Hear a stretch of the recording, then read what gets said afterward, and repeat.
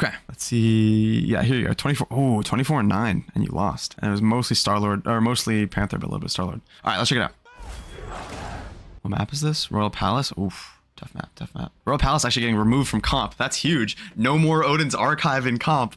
It's so big. Okay, we're checking out a GM3 PC Panther player. Now, Odin's Archive, I think, is top 2 worst maps for Black Panther. It's this and Spaceport on Burning T'Challa. There's stuff you can try, but let's just see what he tries and go from there. This side path is decent for a flank. It does take a lot of time, and you don't have any vision, so you can't get info on what's happening.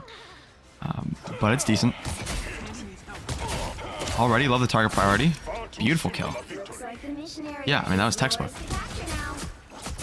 Amazing. So already we got 2 textbook kills on the backline supports, Luna and Adam Warlock. Luna had that 1 sliver of HP, but we were able to finish her off. And then Adam Warlock, I love that we're using the dash, even though we know we're not going to get a reset, to secure the kill real quick. Very, very well played. Both supports are dead. This should be a free fight.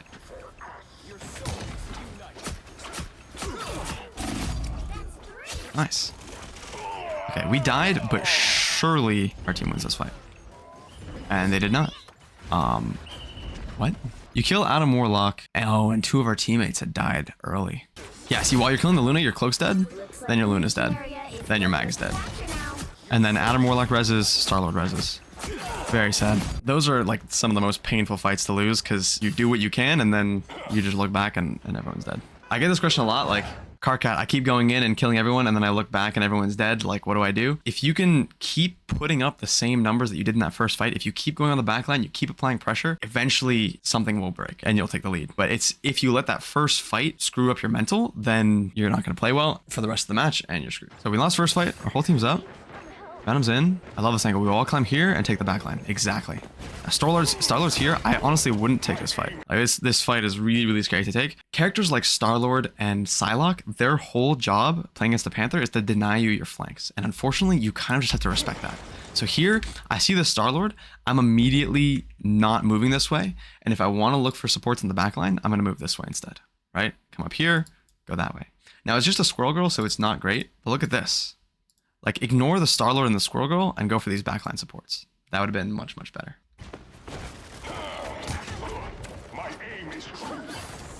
Because now you're just out of the fight for 8 seconds, and hopefully, yeah, then there goes your Luna. Yeah, gotta jump, exactly. This is what you should have done earlier. And now look, it just instantly got the kill on Luna, and you're doing much better. Oh, she's won. Cool. I mean, I think you lose, it's just you and Namor alive. Here we kind of just, you can hold this high ground, but you just really just have to back off and wait for your team to get back. Namor's about to stagger super hard. I think if you go for that Luna faster, then it might have been a different story, but it's hard to say. But you're playing pretty well so far.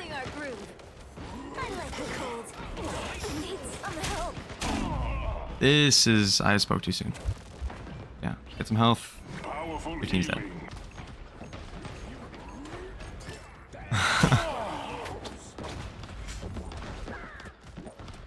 Girl just chilling on that pillar, nothing you can really do.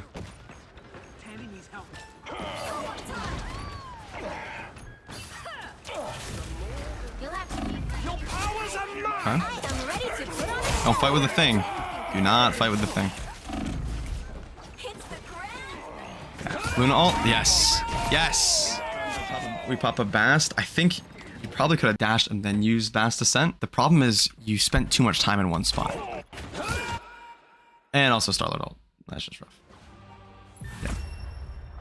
So we're in GM, right? We're in GM3. It's clear that you have decent mechanics. What you have to understand about GM, and I get this question all the time, it's, I'm stuck in Diamond, I'm stuck in GM, I keep going 30-3, and I keep losing every game because my team sucks, right? The reality is, like, yes, your teams in Diamond and GM are not going to be able to sustain themselves that well. And it's your job, if you want to carry those games, to put up a really, really good performance and hard carry. And the way you do that is not really by going 30-3. You can go 15-3 and still hard carry. It's about your timing, your target priority, and making sure you're playing in a way that synergizes with your team and makes up for the fact that they can't survive for that long without you. You notice like on that first point, the squirrel girl might have been totally messing them up. But if you're wasting time going for the squirrel girl or going for the Star-Lord, that's time you could have been spent going for the supports. And when you make those small mistakes, then everything just falls apart.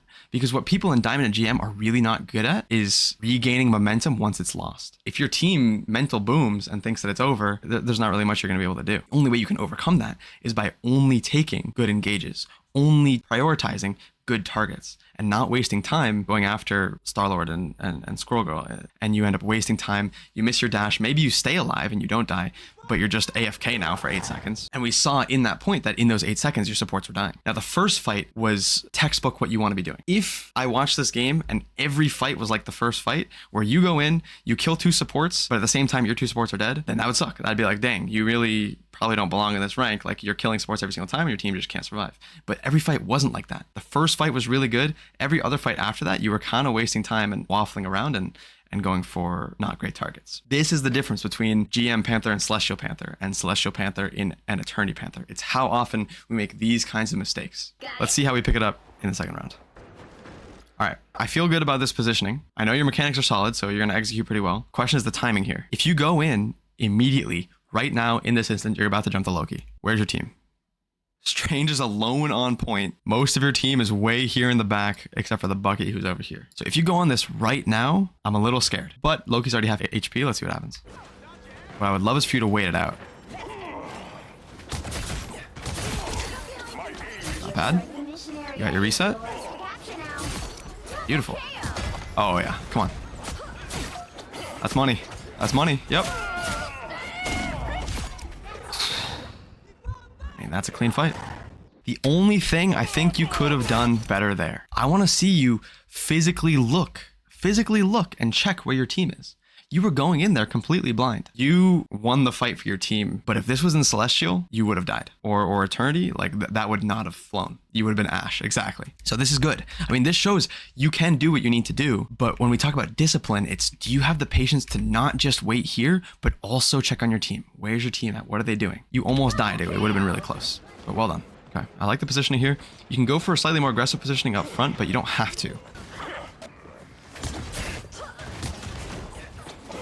Yeah, we just gotta bail now.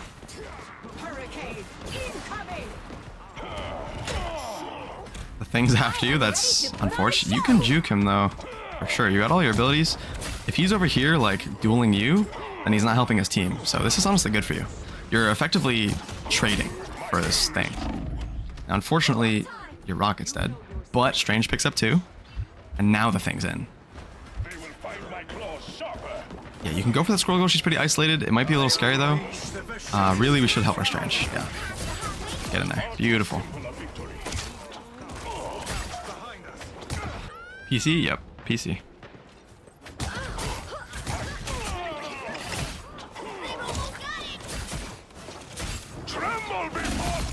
Oh my god, you cheeky bastard. In my heart of hearts, I was hoping he would do that exact thing, but that was so risky. It was definitely dumb, but the execution was almost completely there, so you picked up 2 kills. If the execution was fully there, honestly, I think you kill all 4.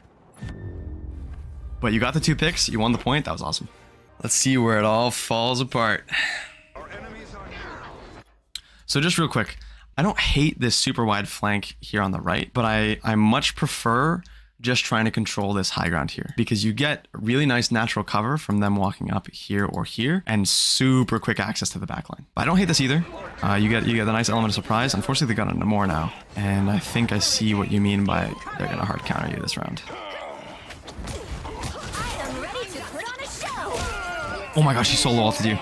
Okay, well, hope you get rezzed. Nice. Nice. Yeah, I think you guys got this. Go right side, follow that Loki. No, don't go for the thing here. Your team can handle the thing. If you pick up a kill on the Loki, that's probably the most value you could have gotten in that moment. Follow up on your marks. They last for 6 seconds. Okay, here, I'm telling you what I would do, but I'm not saying you have to do this. I would walk them up here and go for a chasm combo on the Loki, because it's pre-fight, so nothing's really going to be happening. And so even if you miss, you know, you chasm combo this way and then this way for your second dash, and then just E to get out this way. It's a pretty safe chasm combo, and if you miss it, then no harm, no foul. The fight probably won't be for another 8 seconds anyways, so you get your dash back. Okay, Bucky ulting. Yeah, wall climb up this. Big combo here, come on. 1, If you get the kill, it's okay. Nice. Okay. And we win the fight. Beautiful. What I was going to say is when you spear this, you hit 3. When you hit 3 people like this, you should be quickly planning your route to maximize how many dashes you get, which means dash here, maybe dash the third one, then throw your second spear. That's going to maximize the amount of damage you're outputting, give your spear time to come off cooldown, and make you more evasive. Now, that being said, in this specific case, you ended up getting the kill on the Luna, so it worked out, but that's because the situation wasn't asking more from you. If it was asking more from you in the sense that like you needed to carry harder in order to win this fight, you got to be doing these more optimal things. There you even missed the dash and ended up being okay. I mean, I assume it ended up being okay. We need to not die to Starlord here. Good. Hide. No, hide. You're a psychopath. Oh, I know we're about to see a fight where not having your ult is gonna cost you. Okay, we're sticking for the next fight. Okay, Starlord, not a great target. We're already down our Bucky.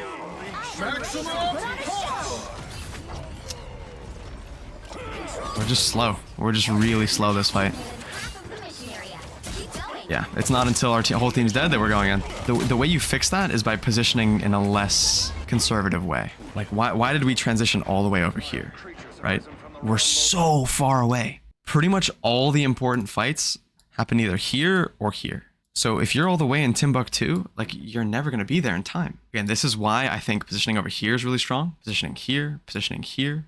I cover this in the positioning guide pretty extensively. You need your positioning to be a short off angle. Emphasis on short, so you can actually get there in time.